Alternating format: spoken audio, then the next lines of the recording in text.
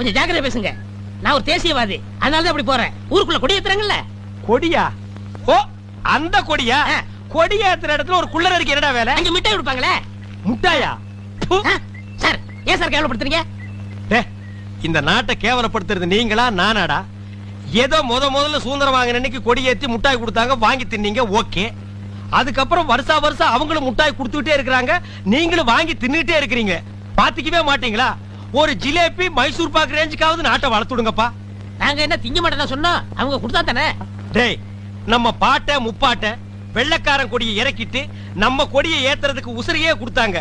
நீங்க என்னடானா தம்மா துண்டு முட்டாய்க்கு தெரு தெருவா லோலோன்னு அலையறீங்க. திருந்துங்கடா டேய்.